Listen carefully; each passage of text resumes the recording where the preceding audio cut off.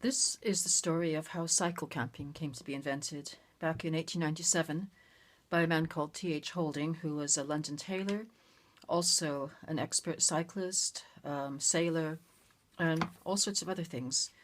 Um, he wanted to combine these two great pastimes of his, cycling and camping, and he developed the first ever lightweight tent that could be carried on a bicycle, which had never been done before.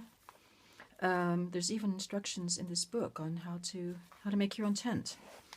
This is the kind of tent he made. So he wrote this book to show people how it could be done, and especially how anybody could get out in the country and enjoy a holiday for low cost. So he was a great proponent of this. He really wanted to spread, and he ended up creating an organization that grew into today's camping and caravanning club.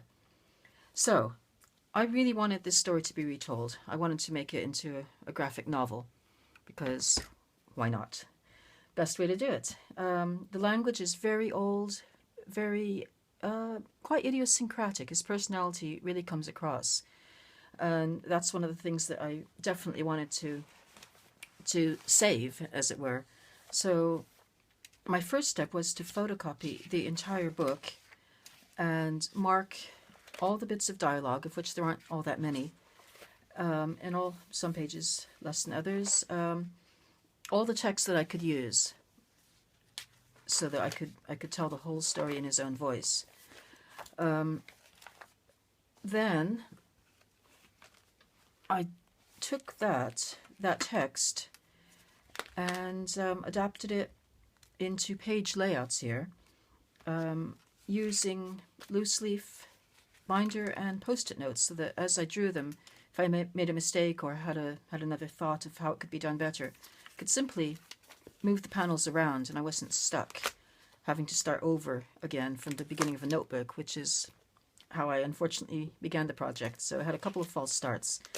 But I eventually got through this whole draft, not even a draft really, very, very rough draft, thumbnails.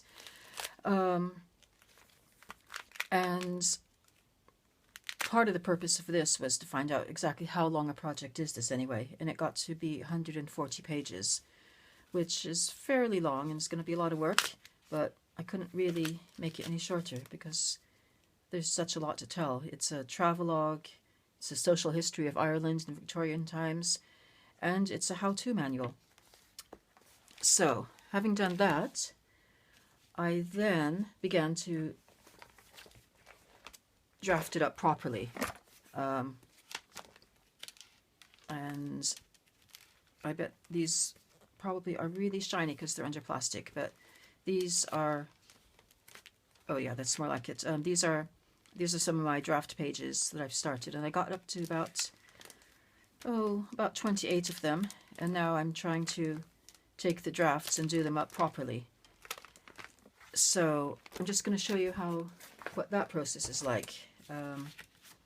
What did I do with it?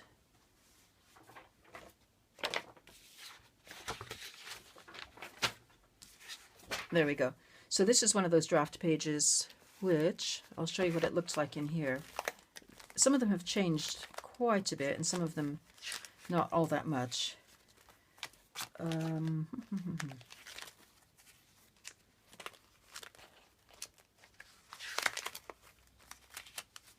Okay, I'm having to show you way too many of these while I'm looking for the right page. This is it. So I just had an idea of what I wanted to fit on here, and really not much else. So when I came to draft it, I spent quite a lot of time working out the layout in the hopes that I would be able to simply lay the final watercolor paper on top of it and trace it.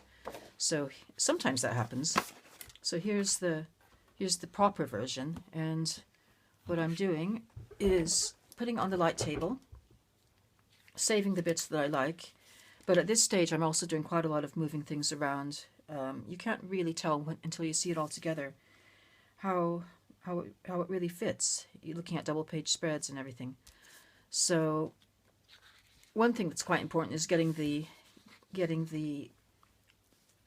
text to be easy to read, and that part of that, let me turn this light back off. That's not very easy to see.